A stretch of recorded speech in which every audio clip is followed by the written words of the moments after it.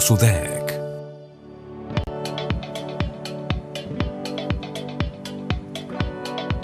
¿Qué tal? ¿Cómo están? Muy buenas noches. Bienvenidos a Medios UDEC, el programa editorial de los medios de comunicación de la Universidad de Concepción. Estamos de regreso, una nueva temporada y con muchas temáticas birregionales que queremos abordar junto a todos ustedes. Vamos a saludar de inmediato a quienes nos acompañan en nuestra mesa central, directores y directoras de los medios de comunicación de la Universidad de Concepción. Comenzamos por la directora de comunicaciones de la UDEC, Tabita Moreno Becerra. ¿Qué tal, Tabita? Bienvenida. Hola Edgardo, muy buenas noches a mis colegas que nos acompañan hoy día comenzando una nueva temporada de Medios UDEC. Bienvenidas y bienvenidos a todas las personas que nos acompañan a través de las pantallas de TVU. También está con nosotros Paz Moraga Sabaj, directora de la Radio Universidad de Concepción. Buenas noches, Paz. Buenas noches, Edgardo. Buenas noches, compañeros, compañeras. La verdad es que le damos la bienvenida a este nuevo programa que iniciamos hoy martes, y la verdad es que estamos bastante emocionados y emocionadas con conversar estos temas de la región del Ñuble y del Biobío.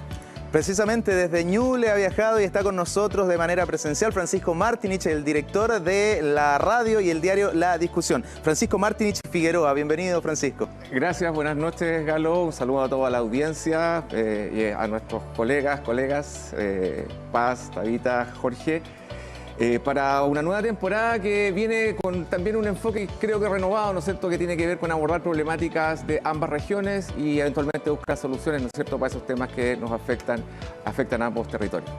Y quien completa este panel es Jorge Enríquez Carrera, editor general de Diario Concepción. Buenas noches, bienvenido, Jorge. Buenas noches, Edgardo. Buenas noches a toda la audiencia que me acompaña. Para mí es primera vez en esta mesa compartiendo con los colegas de Medios UDEC. Y la idea, como se señala, es hacer un análisis local de la realidad nacional y también regional. Las regiones de Ñuble y Biobío importantes a nivel país y, como no, para todos nosotros por lo demás.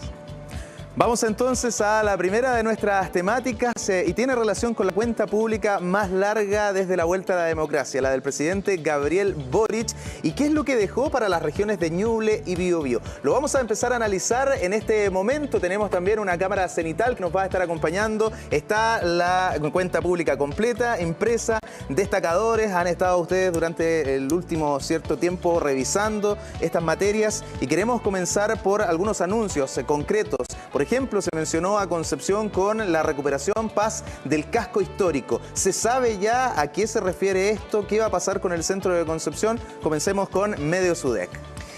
Bueno, miren, la verdad es que tengo que contarles que el casco histórico o el anuncio que realizó el presidente Gabriel Boric durante su cuenta pública obedece, la verdad, a la recuperación de espacios urbanos, algo que se anunció ya en enero de este año. Y en el caso de Coronel, porque se anunció para distintas comunas del país, en el caso de la región del Biobío está Coronel y Concepción, y en este caso el alcalde Boris Chamorro, la verdad es que estaba bastante contento, no sorprendido, porque ya era algo que se había comentado durante el mes de enero, como les comentaba, y la verdad es que dentro de los comentarios que él realizó a Radio Universidad de Concepción, la verdad es que el enfoque está en la Plaza de Armas de la ciudad, que se va a pasar a llamar Plaza de la Ciudadanía, que es un espacio que lo quieren recuperar todo esto después del 18 de octubre, con los daños que quedaron tanto en el casco histórico y también en sectores como plaza y alrededores de la comuna. En el caso del alcalde de Concepción, no hemos tenido mayores comentarios porque causó un poco de sorpresa el tema de casco histórico particularmente, porque la Municipalidad de Concepción está en conocimiento, obviamente también participó en enero de la recuperación de los espacios urbanos, y por el momento están tratando de averiguar, al parecer, de qué se trata, particularmente el tema de casco urbano, que obviamente es de su interés, pero necesitan más información al respecto. No se ha entregado más información más allá de lo que se escucha en la cuenta pública, que la verdad es que también fue bastante acotado. Se habla de la recuperación de casco urbano, se habla que la recuperación se debe a los daños causados o los deterioros posterior Al estallido social, gracias, que es donde sufrieron más daño, y ahí apunta, digamos, los recursos que se quieren prestar para hermosear, se habló en enero de este año particularmente esa palabra, de los espacios urbanos de las comunas. Bueno, hubo crítica en redes sociales a propósito de la cuenta pública cuando el presidente iba en el Ford Galaxy y de fondo se veían los rayados de Valparaíso. Es otra de las comunas también que está incluida, pero enhorabuena llega a esto. Yo creo que a propósito de lo que vivimos también en el Día del Patrimonio o Día de los Patrimonios, que fue uno de los más exitosos del último tiempo, hay un tema importante que se está tratando de instalar con esta recuperación. ¿Cuál es tu mirada, Francisco? Bueno, coincido obviamente en que es positivo el anuncio, pero faltan más detalles. Por ejemplo, creo que es de interés saber cómo esto también puede afectar a los privados. Los privados también forman parte, ¿no es cierto?, sus propiedades son parte del casco histórico de las ciudades, particularmente de Concepción. Y sabemos también que, por ejemplo, las leyes de protección patrimonial han gravado de manera un poco complicada a los particulares para a veces recuperar los espacios o hacer mantención, ¿no es cierto? Hay muchas exigencias. Entonces, de modo que aquí uno podría pensar que también viene con una lógica similar.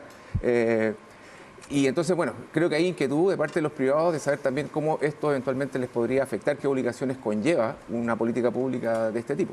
Otra arista que yo creo que hay que considerar es qué correlato tiene en la formación o en la educación cívica un poco para evitar, por ejemplo, el que se repare o se reacondicione un patrimonio arquitectónico y a los pocos días o al día siguiente ya esté vandalizado nuevamente y se vuelve a trabajar y se vuelve a recuperar, pero se vuelve a vandalizar. Entonces, ¿cómo se trabaja también con las comunidades para evitar que eso suceda y que se sigan invirtiendo recursos en arreglos que rápidamente quedan obsoletos?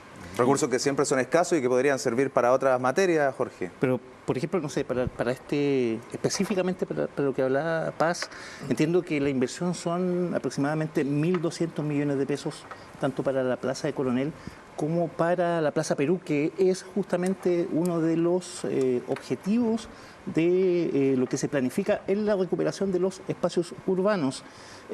Ahora bien, yo igual comparto lo que dice Francisco en relación a cómo van a intervenir los privados, porque me da la impresión que el centro de Concepción no tiene mucho de patrimonio declarado como para que se generen estos problemas de recuperación de fachadas, porque, bueno, todos sabemos lo que ocurre con los terremotos, que se ha vivido cayendo mucho y muy continuamente en la ciudad. Entonces, no tenemos mucho patrimonio en ese sentido, a excepción de la Universidad de Concepción, que todos sabemos que está muy bien cuidada por lo demás. Por eso es el llamado a los privados. ¿Cómo ellos van a participar de esto? Porque, claro, o sea, hay una inversión de 1.200 millones por cada una de las ciudades en la región del Biobío, pero la idea es saber cómo van a participar ellos, porque es inversión pública e inversión privada. Esperemos que también se sumen, ¿o no? Bueno, sí, idealmente que haya participación, porque con eso también se socializan de alguna forma estos avances y se podría eventualmente contener lo que señala Tabita, ¿no? De que haya una comunidad un poco más consciente, en la medida que lo haces parte, bueno, más consciente y deteriora o afecta menos una vez que se hagan los arreglos.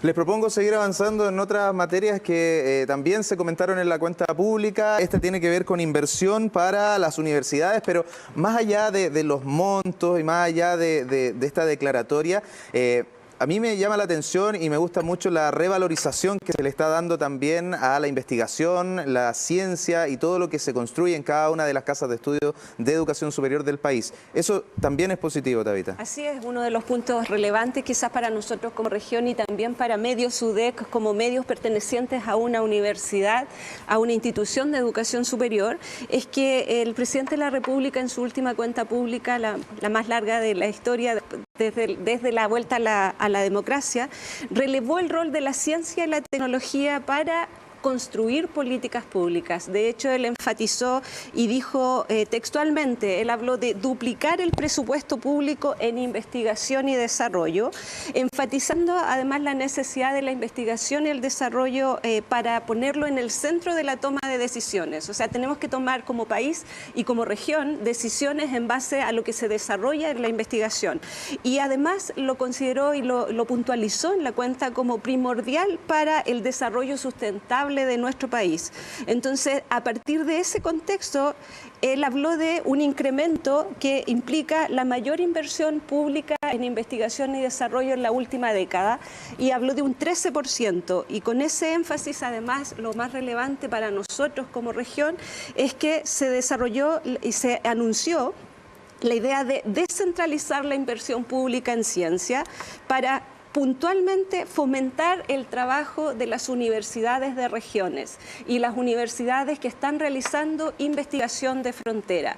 Y eso nos deja en un muy buen pie a nosotros con Medios UDEC o a la Universidad de Concepción, que es una de las universidades, la universidad más relevante a nivel regional, que desarrolla investigación de frontera y que está desarrollando o creando conocimiento en todas las áreas disciplinares.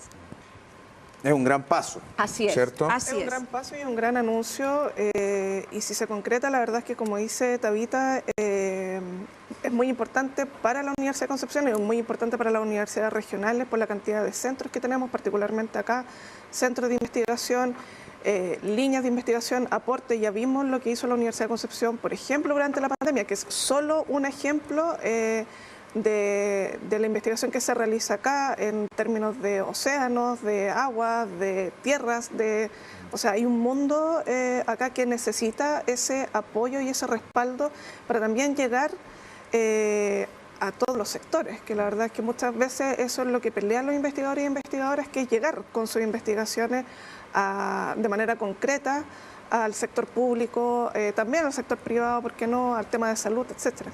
Yo ahí sumo también. Sí, por favor. Galo, muy concretamente, el presidente anunció la creación de un fondo público para universidades de regiones, y eso es absolutamente nuevo, porque hasta ahora todos los fondos públicos en investigación y desarrollo eran a nivel nacional, y estos están enfocados en las universidades o para las regiones, y universidades que aportan a la descentralización. Entonces, eso es muy relevante en este anuncio. Claro, porque siempre también está esta disputa de las universidades estatales y las no estatales, y ahí yo solamente quería aportar lo que me parece que es beneficioso también para este trabajo colaborativo, agrupaciones como el CRUCH, Bio Bio Ñuble, o como la misma Red G9. Entonces, me parece que en estos tiempos esa asociatividad es fundamental también, Jorge. Ahora, sumando un poco la idea de la descentralización, que todos abogamos dentro de Bio Bio y Ñuble, la idea de centralizar la investigación del conocimiento también es primordial, digamos. Ahora, también podría ser interesante conocer cómo se va a lograr generar que esos recursos aumentados para investigación van a realmente llegar a la Universidad de Regiones, porque hoy día entiendo que es por postulación a proyectos, y los proyectos se centralizan fuertemente en universidades de Santiago. Y el aterrizaje para ver cómo se va a favorecer a universidades de regiones va a ser interesante conocer. Yo creo que también es una pregunta que está abierta para que se clarifique. Ojalá que en beneficio de, y como sabemos, y lo dijo el presidente, para descentralizar la investigación y el conocimiento. La respuesta parece que viene dada por el fondo público que tú señalas, ¿no? Que es un nuevo instrumento que tiene un foco regional. Yo quisiera agregar un punto que quizás una mirada un poquito más amplia, que tiene que ver con una valorización, porque no hay una valorización en distintos estamentos de nuestra sociedad del aporte que puede hacer la ciencia y las instituciones que desarrollan ciencia para el bienestar de las poblaciones regionales. Territorios, claro. Y entonces quisiera sumar a esto también la mirada que están teniendo los gobiernos regionales, porque tanto en Ñuble como en Bio Bio vemos que hay convenios de los gobiernos regionales con universidades, particularmente con la Universidad de Concepción. En el caso de Ñuble, un proyecto inédito que apunta al desarrollo de la actividad agroalimentaria, de la industria agroalimentaria. Entonces, también vemos que hay una sensibilidad positiva de parte de los gobiernos regionales, que tienen autonomía hoy en día para decidir sobre recursos, y que están focalizando esos recursos también en la investigación. Quizás de la clase política al fin se entendió aquello. Antes a lo mejor tomaban las decisiones, ¿cierto? Nosotros distribuimos acá la torta. Hoy hay un cambio de mentalidad que es súper positivo. Quedémonos un poquito contigo, Francisco, porque lo que pasó también para el mundo rural, ¿cierto? El mundo agrícola. La región de Ñuble fundamentalmente se abastece, es productora, ¿cierto? De, qué sé yo, cereales, fruta, verdura, parte importante de lo que día a día nos alimenta cuenta. ¿Qué hay de aquello? ¿Quedaron conformes o no con algún anuncio? ¿Qué se mencionó en lo concreto en la cuenta pública respecto a esa materia? Sí, hubo un anuncio bastante sustantivo para el mundo rural de ambas regiones y el mundo rural en general del país, con aproximadamente 10 medidas que están en distintas etapas de desarrollo. Hay algunas que están en implementación, hay otras que están en etapa de diseño y otras son aún el titular, pero que tienen una suerte de cronograma para ejecutarse. Dentro de ellas es relevante, bueno, hay un programa que se llama Juntos Más Barato, que ya está lanzado, que está activado, que lo tiene a su cargo el POSIS, y que es entregar educación financiera a las comunidades rurales para comercializar y para manejar también sus finanzas como pymes o finanzas personales. O sea, hay un diagnóstico de que hay un problema también de educación financiera, bueno, en el país en general, pero particularmente en las comunidades rurales. El sobreendeudamiento de las personas. Otra iniciativa interesante es el microbancos de alimentos. Microbanco de alimentos consiste en aprovechar lo que sobra de las ferias libres, pero que está en buen estado y que generalmente se bota. Solo un dato, ¿no?, que tengo de la feria de Chillán. Al mes hay 200 toneladas de frutas y verduras que se van a la basura. De ese, bueno, probablemente no todas están en buen estado, pero sí hay un porcentaje importante que podría destinarse a alimentación. Ahí hay otro foco de esta política, eso está a cargo del programa Elige Vivir Sano y está actualmente en implementación. Después está Bolsillo Familiar Electrónico, que es un bono de 13.500 pesos por carga familiar, que está a cargo del Ministerio de Economía. El proyecto de ley de ferias libres, que esto es extender las ferias libres, mejorar su desarrollo, reconociendo también el aporte que hacen a la seguridad alimentaria, etcétera, también es un positivo llamado. El ministro, disculpa, el ministro de Agricultura ha tuiteado bastante sobre aquello, sí, de potenciar las ferias libres sobre otros locales o grandes supermercados. Exactamente. Esteban Valenzuela ha tenido aquí un relato bien consistente en este tema desde que asumió, ¿no? Y esta iniciativa va a ser presentada el segundo semestre de este año. Después tenemos una nueva guía alimentaria que está a cargo del MinSal. No voy a entrar en muchos detalles porque en honor al tiempo. Y me quedo, bueno, hay un tema también con los cultivos tradicionales, que eso es bien relevante tanto para Biobío como para Ñuble. Los cultivos tradicionales han ido retrocediendo. Por cultivos tradicionales se entienden los cereales, ¿no es cierto? Principalmente. Todo eso hoy estamos importando muchísimo. Prácticamente el 50% de nuestro abastecimiento proviene de afuera y sabemos, bueno, lo que significa cuando tenemos esta dependencia y hay complejidades en el escenario internacional. Lo hemos visto, ¿no? Cómo han subido los precios incluso por sobre lo esperado, justamente por conflictos internacionales, particularmente en el tema de los granos. Entonces hay allí un asunto de preocuparse por esta agricultura tradicional, la cerealera, ¿sí? Y finalmente, digo, hay más medidas, pero está la nueva ley de riego, que tiene dos caras, digamos. Por una parte, está bien considerada porque se amplía, se prorroga. Sin embargo, se le ponen hartos requisitos y ahí hay crítica. Hay crítica porque tiene un foco que apunta principalmente a la agricultura familiar campesina y está dejando, de acuerdo a quienes ven esto como digo, de una visión más crítica, estaría dejando fuera a las pymes agrícolas. O sea, un poco como que reproduce esto a veces la preocupación del Estado, ¿no?, como por la población. Los más vulnerables, los grandes se salvan solos, como se dice, pero la clase media, que en este caso estaría representada por las pymes agrícolas, estamos hablando de predios de 10, 15 hectáreas que hoy producen incluso para exportar, esos que harían fuera. Y ahí hay mucho empresa familiar emergente, entonces ellos estarían un tanto fuera del radar, digamos, de esta nueva política de riego. Y es lo que Fedefruta, al menos, advirtió que era necesario corregir, porque si no se iba a afectar a esta industria alimentaria emergente que está representada por una mediana empresa, pequeña y mediana empresa. Bueno, siempre después de las cuentas públicas quedan dudas, falta la bajada, el detalle de cada una de las medidas, pero de momento me parece que son bastantes anuncios para el mundo rural. Sí, y yo quería preguntarte algo, Francisco, porque en el caso del Ciencia y Tecnología el presidente marcó una diferencia con esta cuenta pública y anunció la creación de este nuevo fondo público destinado justamente a la descentralización, a las universidades regionales, pero en el caso de los temas vinculados a la agricultura, vinculados a la ruralidad, también... Sí, ¿a tu juicio marcó una diferencia con cuentas públicas previas? Creo que sí, porque bueno, son más anuncios, están como todos englobados en un título, que es esta Estrategia Nacional de Soberanía Alimentaria.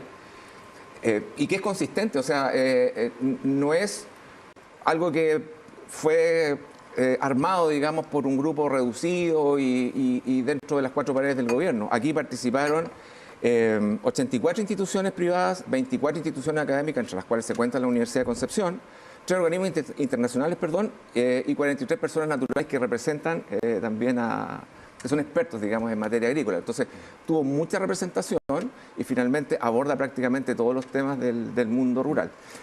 Quizás faltan algunos, alguien por ahí me comentó un poco cuando hice el reporteo para llegar aquí con el material, me dice, sí, pero faltó algún anuncio en términos de reducir las brechas urbanos-rurales. O sea, en términos de explicar qué iba a ocurrir ahí, porque el presidente lo anuncia, dice, vamos a también a nivelar en materia de los servicios esenciales, que son educación y salud, a la ruralidad con lo urbano. Pero no sabemos cómo va a ocurrir eso. Sumar el tema también de la conectividad zona rural-urbana, disculpa, Jorge. No, sí, más que nada, sí. Considerando lo que pasó en el verano, o sea, tuvimos fuertes incendios que arrasaron vastas zonas rurales de Biobío y Ñuble. Se habla mucho también de regular el tema de los cultivos. Hay algunos proyectos de ley que están en el Congreso destinados a aquello, pero no sé qué se plasmó en la cuenta pública en relación precisamente a hacer esa regulación. Yo ahí no vi algún detalle al respecto. En ese sentido, relativamente en ese sentido, hay una crítica que se ha deslizado durante los últimos días que tiene que ver con esta falta en la cuenta pública de hablar respecto de los fenómenos que se vienen. O sea, el tema de los incendios forestales, por ejemplo, que ya tuvimos durante varias semanas en la región, en ambas regiones. El tema del Niño, por ejemplo, y las consecuencias que deja, o las lluvias que afectan a los cultivos, por ejemplo. Entonces, como todo eso de lo que viene después o cómo se previene, no estuvo de una manera muy clara dentro de la cuenta o no estuvo simplemente, que yo creo que también es algo que afecta a estos sectores. Porque también convengamos que con el tema del cambio climático también se están corriendo los temas de cultivos, los cultivos del norte se están ya corriendo un poco hacia el sur. Sin duda. Claro. Entonces también ahí quizás un poco de una falta, o por lo menos lo que se ha deslizado durante estos últimos días. Sí, precisar nomás sí que, perdón, hay proyectos de ley que están caminando, digamos. En materia de zonificación territorial hay iniciativas legales que están en el Congreso. Y en materia de prevención de incendios también entiendo, porque Corma ha comunicado, incluso ha estado en nuestra radio difundiendo un poco las iniciativas que tienen ellos y que están siendo avaladas también por varios parlamentarios. Entonces, quizás hay como iniciativas un tanto dispersas, pero que hay que... Yo le doy un punto a Paz de que como sociedad en general somos más reactivos que predictivos, ¿cierto? Y ahí se ahorraría mucho dinero, nos ahorraríamos también muchos inconvenientes, en fin, es una mirada quizás que tenemos que ir analizando. Mencionaba la emergencia climática, Paz, de medio ambiente, Jorge, ¿cuáles son nuestras prioridades? ¿Qué habló el presidente? ¿Cuáles son los desafíos también de nuestro país en esta materia? Bueno, básicamente es la cuenta pública en materia de desarrollo sostenible. Se planteó o se plantea justamente esta triada de producción de energía o de producción en Chile, digamos, que es litio, cobre e hidrógeno verde. Son 3 aspectos claves, según lo que dijo el presidente durante su alocución, digamos, y precisamente vinculado con Biobío, se plantea cómo se va a aplicar o potenciar, digamos, la transformación energética en una ciudad como Coronel, fuertemente golpeada por el tema de la contaminación durante años, zona de sacrificio, como le llaman, tal como Quintero, Puchuncaví. No hay un aterrizaje tan claro todavía a nivel local. Sin embargo, hay algunas luces que apuntan a que va a haber cierta claridad prontamente. Estuve conversando también durante estos días con la Seremi de Energía. Ella plantea que fundamentalmente existen 2 vías. Hay un plan nacional de hidrógeno verde que dentro de su estrategia tiene en uno de sus procesos es consulta ciudadana. Se va a hacer una justamente en Coronel, donde se va a tomar con la idea de que puedan definir su visión como ciudad. ¿En qué sentido? Si ellos van a hacer, no sé, una ciudad eólica, por ejemplo, y a través de eso, obviamente, generar la utilización o la producción de hidrógeno verde, más bien. Y por otro lado también está lo que dice el alcalde. El alcalde también habla de que por ahora no ha tenido una comunicación, pero está muy abierto a que esto se genere en algún momento, lo más pronto posible, dice. Y también ellos están trabajando una estrategia comunal de transformación energética. Lo que se desconoce es cómo se va a producir esto, porque puede ser o con energía eólica, la producción de hidrógeno verde, energía eólica o fotovoltaica. En Coronel me da la impresión que, y la zona, digamos, fotovoltaica no es mucha la producción que pudiese generarse, digamos. Eólica también tiene sus cuestionamientos, pese a que se habla que es una energía limpia, ¿no? Pero especialmente por el ruido de los aerogeneradores y lo que genera también en las aves. En las aves, sí. Entonces son esas dos, principalmente esas dos estrategias que se han planteado a nivel local. Hay luces, pero faltan certezas. Pero yo creo que es un anuncio en que lleva una semana. Probablemente en un mes o un par de semanas vamos a tener más certezas de cómo se va a aterrizar con mayor fuerza en la comuna de Coronel. Antes de cerrar este primer bloque, quiero leerles la cita textual. No abandonamos el anhelo de tener un servicio de tren rápido entre Concepción y Santiago. ¿Qué les pareció cuando escucharon esa declaración del presidente? Paz. Pues me imagino a mi niñez. ¿Pudiste tú viajar uniendo estas dos regiones? Sí, lo recuerdo haber viajado un par de veces por lo menos. Y sí, o sea, yo creo que todos anhelamos ese tramo, porque convengamos que viajar a Chillán, tomar el bus y llegar al tren, irse para Santiago, igual es una buena experiencia y sirve, digamos, pero que llegue a Concepción, yo creo que es un anhelo bastante requerido, compartido por la ciudadanía, sin duda. No. Bueno, en el caso de Ñuble estamos más avanzados porque el tramo original, ¿no? Que se ha modernizado. Ya llegaron las nuevas máquinas, fueron máquinas construidas en China. Hubo una demostración el otro día en Chillán. Vamos a pasar de 5 horas a 3 horas 40 minutos en el tramo entre Chillán y Santiago, o sea, eso va a tardar el viaje. Son súper rápidos. Son súper rápidos. Los más rápidos de Sudamérica. Así los están promocionando. Hay también un diseño para reactivar las estaciones intermedias, incluso para desarrollar tramos intermedios, o sea, dentro de una región el tren podría unir, ¿no es cierto?, las comunas que están dentro del territorio. Así que interesante por ese lado. Y hay también una recuperación de la infraestructura, que no solamente son los rieles y el tendido, sino que también las estaciones. Sí. Y en las estaciones hay un elemento patrimonial interesante. Hace poco en el diario La Discusión justamente conocimos un poco. De hecho, el día de hoy vamos publicando un tema referido a eso que tiene que ver con la decisión de conservar más que transformar. O sea, porque ya que son edificios históricos, bueno, hay que recuperarlos, hay que mejorarlos, pero sin perder la estética, la línea arquitectónica y que sigan teniendo esa valía como edificio patrimonial. Y si me permites, como una reflexión respecto a este tema de los trenes, pero también que yo creo que aplica a los anuncios presidenciales, es que en el caso del tren lo que estamos viendo es una política de Estado. Los trenes se mandaron a hacer en el gobierno anterior, de un signo político completamente distinto, pero que ahora están listos y va a ser parte, ¿no es cierto?, de una política pública de este gobierno. Creo que también varios de los anuncios del presidente Boric a lo mejor no se van a cumplir en su periodo, pero qué sano sería que perduraran si es que cambia el signo político para poder justamente tener esta continuidad que se necesita y no cada vez que hay cambio de gobierno como que cada uno quiere inventar como todo de nuevo, ¿no? Así debería ser, políticas de Estado. Absolutamente, eso es importante, sumamente relevante en realidad que sean políticas de Estado que vayan más allá de cada uno de los gobiernos.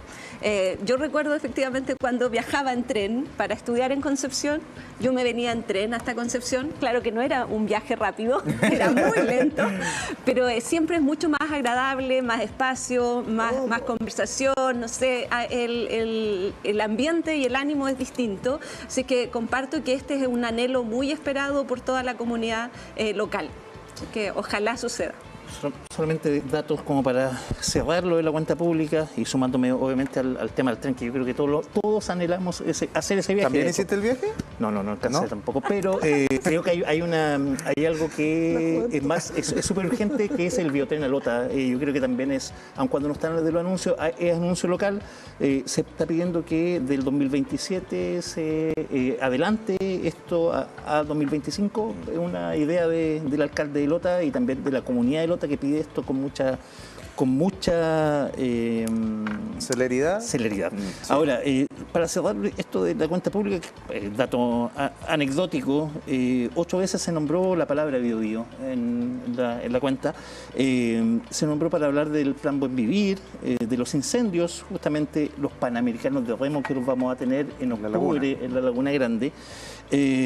También de casas de acogida por violencia sexual y justamente el tren Santiago-Concepción. A fines de este gobierno, dijo el ministro de Transporte, ya en una bajada de esa información debería tomarse la decisión si es que se llega a concretar este tren rápido, 5 horas entre Concepción y Talcahuano. Así que vamos a ver qué ocurre con aquello y en una de esas se puede adelantar también por la presión ciudadana, como lo que mencionaba Jorge de Lota. Para terminar este bloque, les voy a pedir que puedan votar por un compañero o compañera que salga eliminado del set, porque tenemos que liberar una silla para nuestro invitado. Gracias. El día de hoy le vamos a agradecer a Jorge Enrique, editor de Diario Concepción, que a esta hora, ¿cierto? A esta hora de la noche tiene que ir también al cierre de la edición de mañana en diarioconcepcion.cl. Ustedes van a poder encontrar el detalle de estos temas y de muchos otros. Breve pausa y a la vuelta tenemos un invitado para otra interesante temática que desarrollamos en este programa especial birregional llamado Medios UDEC.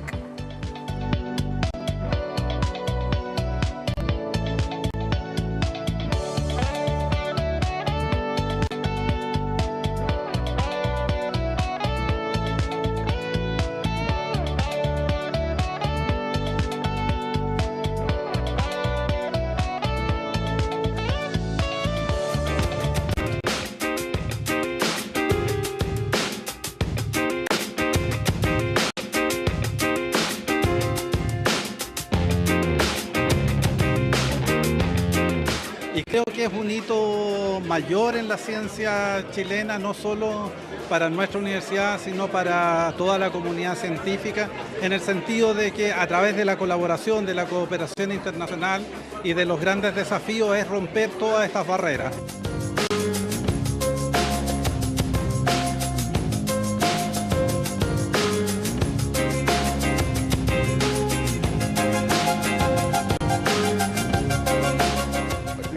En términos científicos, que ya pusimos parte del primer componente del observatorio allá abajo en la fosa de Atacama, que es el primer observatorio integrado de océano profundo.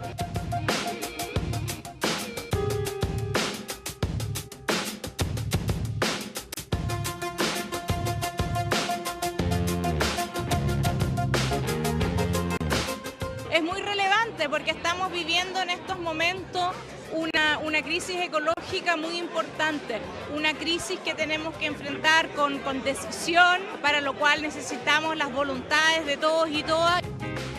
Esto es un hito que marca realmente un punto de inflexión en términos de relevar la investigación que se hace de las regiones a nivel nacional e internacional. Nosotros estamos muy orgullosos, pero también felicitamos enormemente al equipo del IMO que ha llegado, digamos, a establecer las conexiones internacionales para poder llevar a cabo esta hazaña.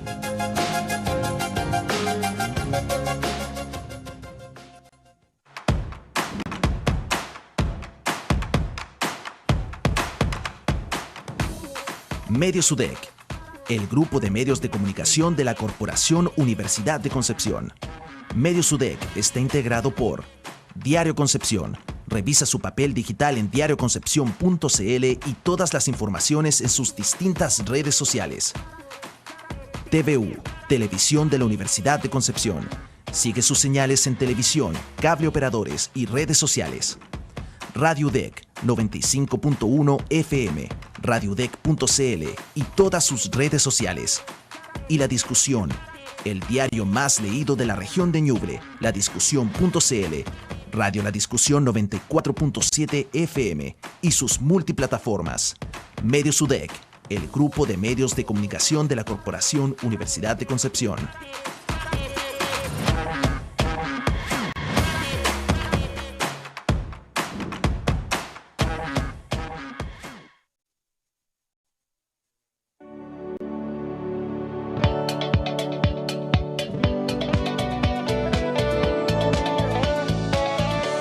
Medios UDEC. Ya estamos de regreso en Medios UDEC, una nueva temporada, y les agradecemos por informarse con los medios de comunicación de la Universidad de Concepción. Y ahora les voy a presentar a nuestro próximo invitado. Él es Luis Cubillos, doctor en Oceanografía de la Universidad de Concepción, biólogo pesquero, magíster en ciencias, investigador asociado de Copas Coastal. Ya está con nosotros en la mesa donde vamos a compartir opiniones relacionadas a lo que está ocurriendo en el borde costero de la región de Ñuble. Profesor, muchas gracias por aceptar la invitación. ¿Cómo le va? Buenas noches. Buenas noches, muy bien. Encantado de estar acá y hablar un poco de estos temas que a veces se diluyen en la contingencia, ¿no? Claro que sí, somos un país, ¿cierto?, que tiene un borde costero muy rico en recursos desde el punto de vista turístico, es parte importante también de nuestra economía, y queremos abordar lo que está ocurriendo en la región de Ñuble. Está la nota preparada por el equipo de La Discusión, que da cuenta precisamente del reclamo por embarcaciones que van desde Biobío hasta el borde costero de Copquecura, en la región de Ñuble. Veamos la nota y luego analizamos esta temática birregional junto a nuestro invitado. En 2018, Ñuble se convirtió en una región independiente, cumpliendo el anhelo de los ñublencinos que celebraron la separación de Biobío. Sin embargo, este proceso de desvinculación continúa en curso en 2023, generando impactos en la pesca artesanal, un sector vital para la economía de Ñuble. La problemática radica en que la zona marítima compartida entre ambas regiones no fue separada, permitiendo que grandes embarcaciones operen en el mar de Ñuble y Biobío durante 10 años. Los pescadores artesanales y dirigentes de Copquecura reclaman que esta situación afecta más a Ñuble con la presencia de barcos pesqueros de gran tamaño. Al pasar todas estas embarcaciones por el sector nos dejan sin pescado a nosotros, que somos los chicos que realmente vendimos el pescado a la población de Chile, a los lugares, a los restaurantes, ¿entiendes? En cambio ellos entregan todo lo que ellos sacan a las grandes industrias. Esa es la diferencia. Y de paso, como les digo, barren con todo. Son los pescadores artesanales quienes ven afectada su producción. Adrián Cañicul, del sector de Rinconada de Taucú, en Copquecura, comenta que la presencia de estos barcos afecta al producto que ellos finalmente recogen. Sí, pues los barcos igual lo afectan harto, porque ahora ya igual se acercaron mucho al donde trabajamos nosotros. Y ya la sardina, la llevan todo, o sea, todo lo que come la sierra. En este momento estamos en la sierra nosotros, pero corvina, todo eso, y llegando a los barcos ya se llevan toda la sardina y se va a la sierra y se desaparece la corvina, todo.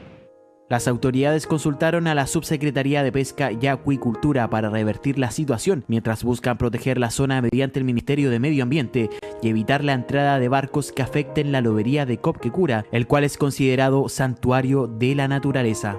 Y por supuesto que hay más aún un daño económico para nuestra pesca artesanal en Copquecura. Así que estamos abordando por ahí el tema. Tenemos un comité de defensa del borde costero en Copquecura, con lo cual estamos tratando de tramitar a través del Ministerio de Medio Ambiente la posibilidad de extender entre la desembocadura de Uchupureo y el sector de Culquicura por el sur en Copquecura todo ese radio como área protegida del santuario de la naturaleza.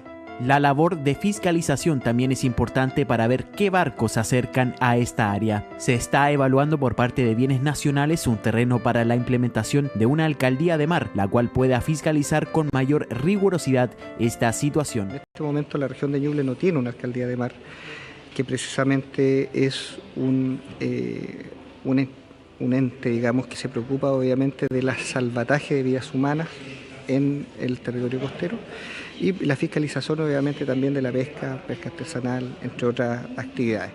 Estas medidas buscan en parte solucionar esta problemática que durante los últimos 5 años ha afectado a los pescadores y habitantes de Copquecura y de la costa de Ñuble. La extensión de esta medida hasta 2028 ha generado inquietud, situación que esperan se pueda revertir.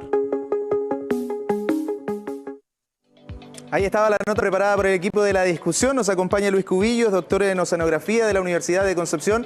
Vaya qué problema, profesor. Mundo político, incluso el mundo turístico, los sectores también medioambientales, pero la academia, la investigación también un poco al tanto, preocupada de lo que estaba ocurriendo. ¿Cómo ve esta situación? Bueno, yo entiendo el problema de la separación de las regiones, ¿cierto? Que a veces falta temas de implementación, ¿no?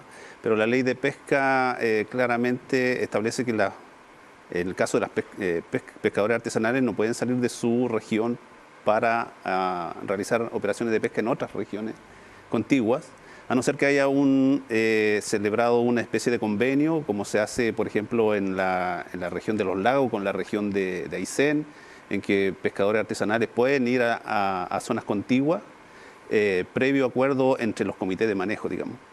Pero es un tema que debería resolverse. Yo tiendo a pensar que lo que llaman ellos naves de gran envergadura son lanchas artesanales. Entonces, sí, son lanchas de hasta 15 metros de extensión, de eslora. Entonces, porque las embarcaciones industriales operan por fuera de 5 millas, y generalmente en esa zona están generalmente en navegación a zonas de pesca. Entonces, no creo que haya actividad muy fuerte pesquera en la zona de Ñuble, excepto el caso de pesquería de mersal, digamos, de merluza o de langostino por parte de las flotas industriales. Pero sí en el borde costero o en la zona costera operan más sobre sardina común y anchoveta, que son recursos costeros y que son potestad o soporte de la pesca artesanal más que la industrial. Y se produce lo que veíamos en el reportaje de que estas operaciones de naves artesanales que pescan anchoveta, sardina, terminan desincentivando la presencia de las especies que capturan los pescadores artesanales de Copquecura. ¿Eso es real? Mira, hay ciertos efectos de agotamiento local, siempre cuando hay una actividad pesquera que es intensa, ¿no? Entonces los peces tienden a correr hacia zonas donde la presión de pesca no es tan importante. Entonces, en el caso de estos pelágicos pequeños, la sardina común, la anchoveta, que sostienen, además son alimento para otros peces, como decía ahí en la entrevista, la sierra, corvina u otros peces de mayor valor, digamos, para la pesca artesanal, para el consumo humano directo, sí tiene un efecto, digamos. Pero habrá que ver la intensidad y frecuencia, ¿no? Entonces, yo creo que así como en la zona norte de Chile hubo mucho tiempo autorizaciones para que naves industriales se autorizaran para incursionar dentro de las 5 millas para pescar anchoveta, lo hacían con una cierta cuota, una cierta magnitud, una cierta restricción. Acá los pescadores artesanales también tienen esa restricción, una cuota individual, y ante la disponibilidad escasa de pesca en la región, porque los peces tienden a redistribuirse, probablemente sea una situación circunstancial. Pero eso no quita que no se pueda comenzar a pensar el problema y a empezar a regular, ¿no? Profesor, estas decisiones son rígidas en el sentido de que se planteó primero 5 años y ahora se renovó por 5 años hasta el 2028. Pero ¿se puede modificar en el proceso? O sea, antes de 2028, ¿se puede modificar una decisión de este tipo? Bueno, hay pesquerías artesanales en que la restricción de que los pescadores no salgan de la región es muy rígida.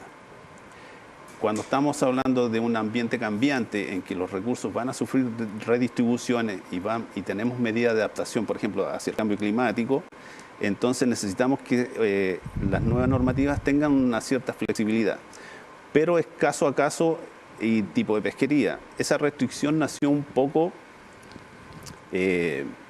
por lo que se llamó la fiebre del loco alguna vez, en que se extrajo mucho loco y los pescadores iban de región en región agotando el recurso y se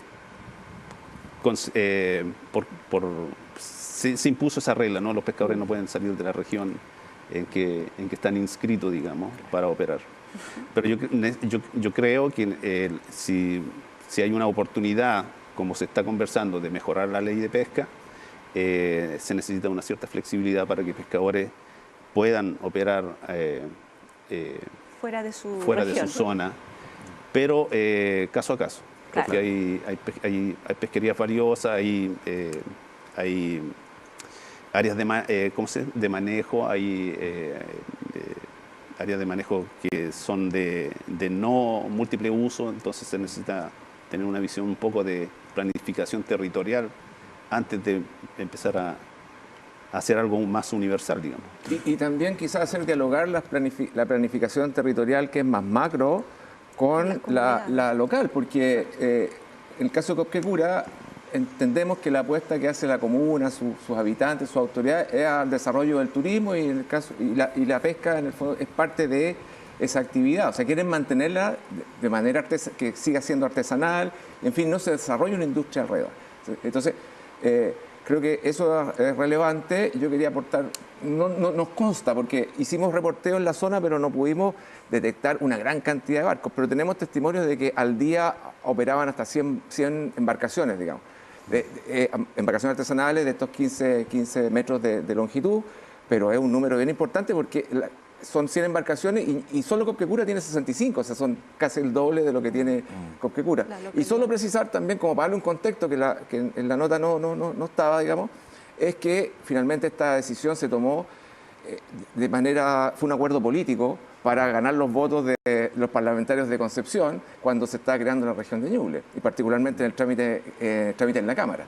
O sea, que era el último trámite que tenía que cumplir este proyecto para independizarse de Biobío. Entonces, y por 5 años. Pusieron la condición de que, bueno, no afectemos. Habían varios parlamentarios que representaban justamente a la zona pesquera, y hay grupos de interés que sabemos que son bastante fuertes también en el sector pesquero. Y finalmente se puso esta norma, que se renovó ahora. Y claro, fue que se renovó sin consulta. O sea, finalmente autoridades y comunidades se enteraron por el diario oficial.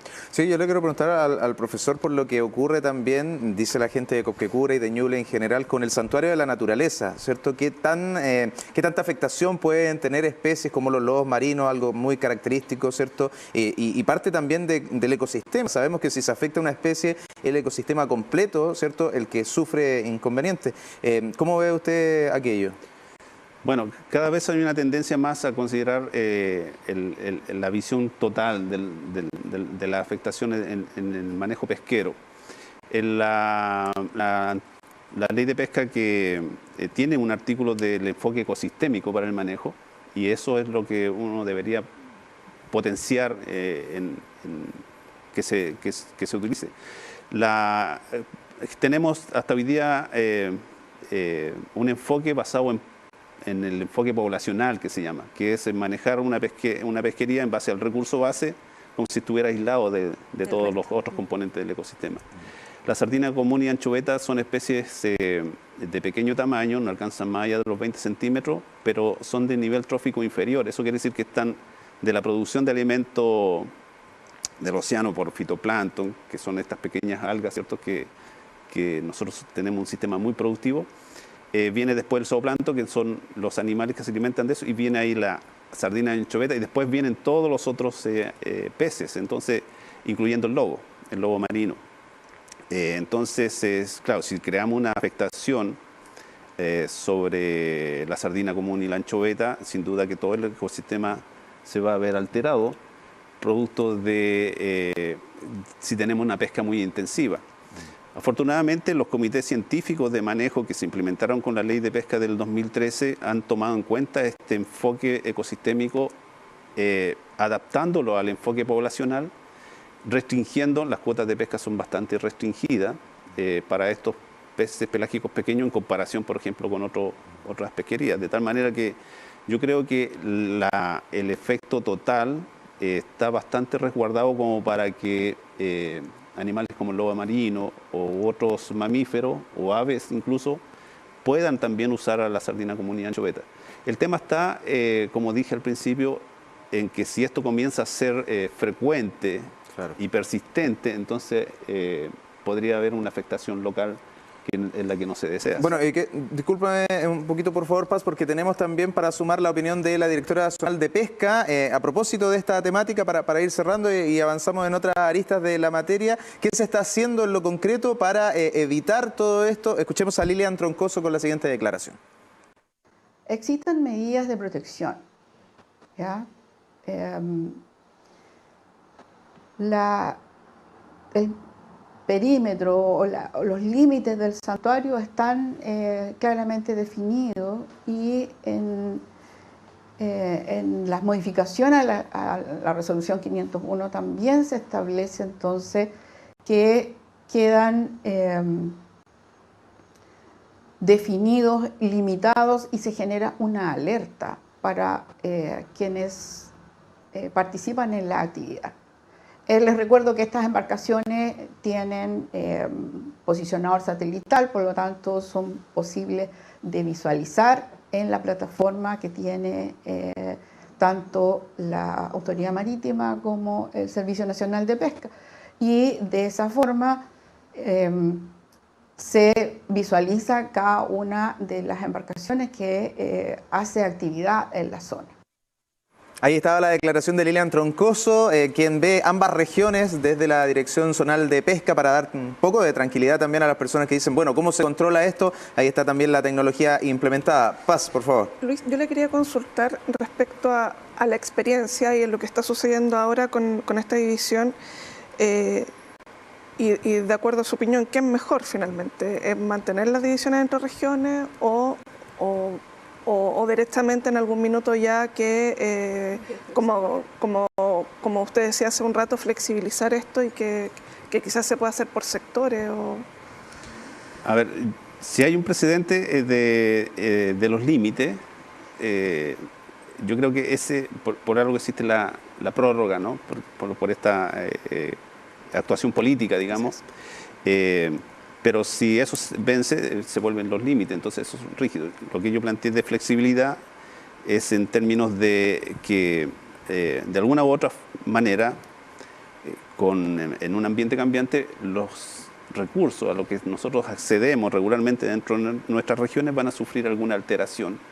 Y allí seguramente se va a necesitar algún reglamento, alguna resolución o parte de la ley que diga... bueno, en caso en que un recurso se haya redistribuido, ¿qué vamos a hacer? ¿No? En el caso puntual de lo que está ocurriendo ahora, yo soy de la idea de que se mantenga la restricción por límite, porque es lo que es válido para todos, claro, los pescadores artesanales de todas las regiones, digamos. Hasta que no se encuentre una solución o un convenio de uso que no afecte tampoco el santuario, pero que exista una comunicación entre las autoridades regionales para resolver el tema, ¿no? ¿Se requerirá un estudio más acabado, digamos, justamente del impacto que está generando la actividad de los pescadores de Biobío en Ñuble? Lo comento porque dentro de la norma, esta norma que se adicionó, digamos, justamente cuando se crea la región de Ñuble y permite esta operación regional de los pescadores de Biobío, se incluyó hacer un monitoreo o un estudio cada 5 años para determinar si había impacto o no. Y ese estudio, según nosotros averiguamos y le consultamos también a la autoridad regional, gobernador de Ñuble y Comisión Regional del Borde de Uso Costero, ahí está el nombre, nos dijeron que no se había realizado.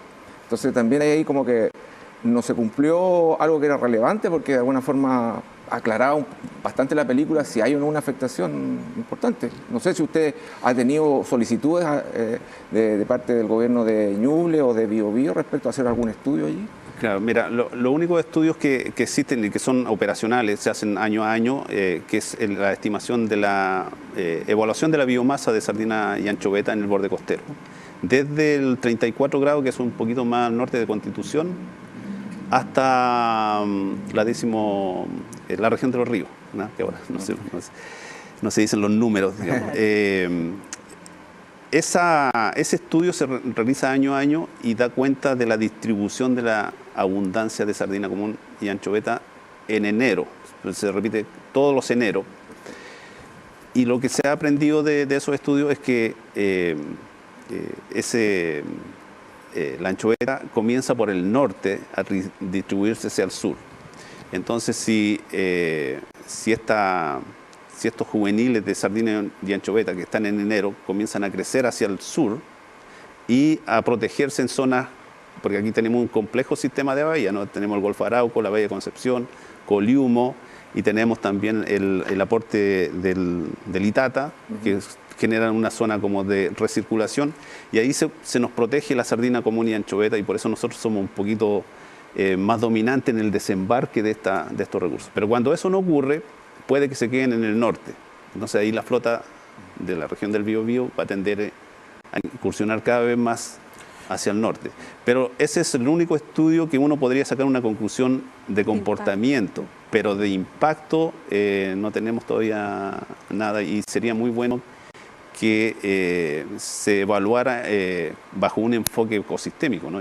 Porque tenemos mamíferos marinos que curan, tenemos también la pesca artesanal de peces de litorales o de estos migratorios como la sierra.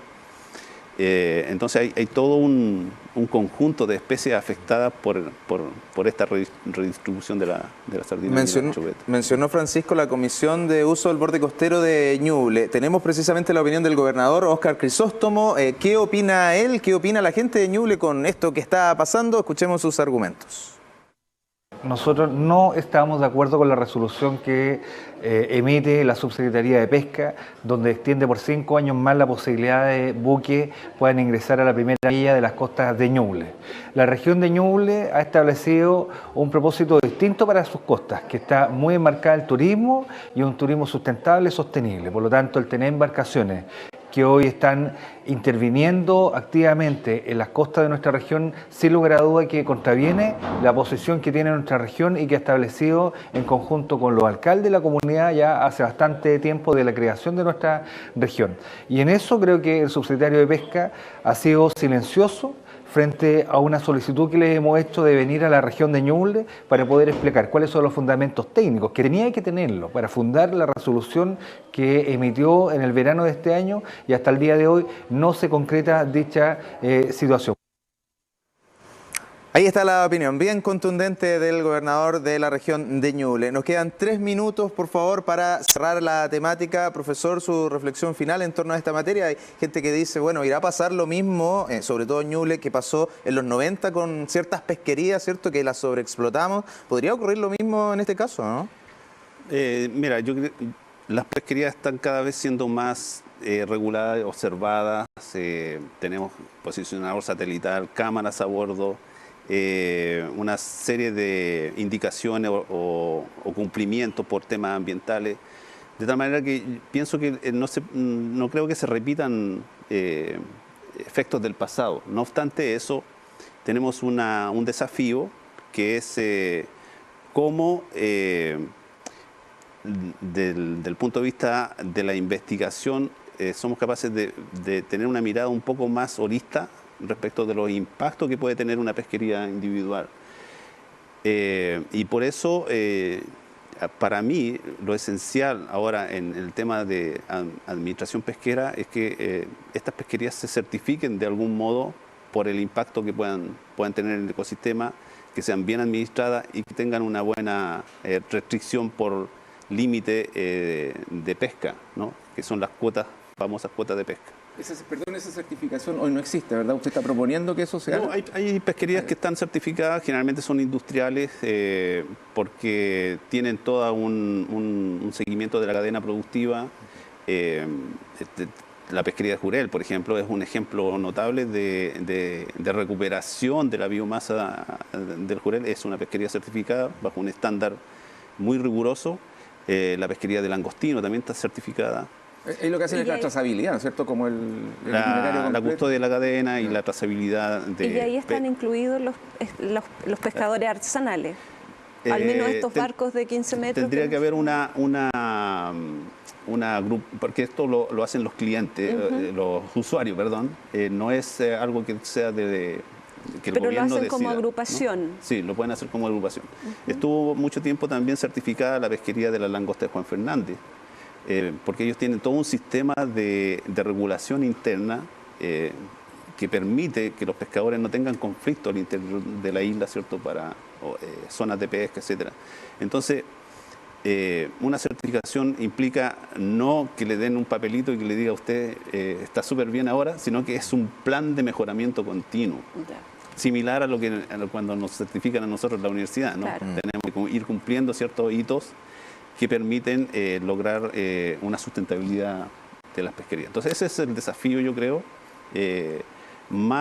pero también necesitamos certeza, porque estamos discutiendo una nueva ley de pesca, pero todavía no sabemos Claro que sí. ¿Cuáles son las bases? Las bases. Sí. Falta mucho. Bueno, sin duda que una materia que vamos a seguir abordando. Le agradecemos al doctor en Oceanografía de la Universidad de Concepción, don Luis Cubillo. Muchas gracias por haber aceptado la invitación de Medios SUDEC. Muy bien, muchas gracias. Encantado. Gracias. Sí. Cuando sea necesario, estaremos por acá. Muy claro, ¿cierto? Necesario también. Por supuesto que sí. Deja varias preguntas, profesor, creo, y interesante que justamente, creo que esta es una noticia en desarrollo. Sí.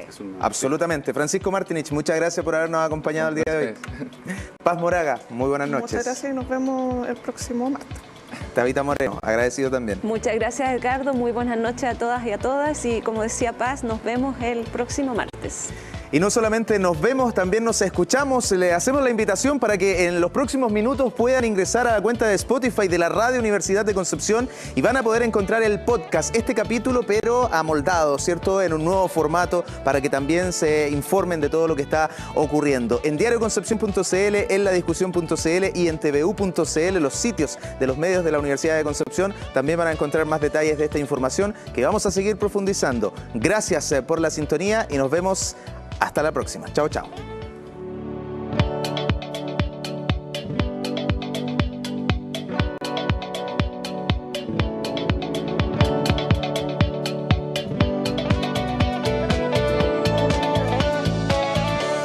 Medio SUDEC.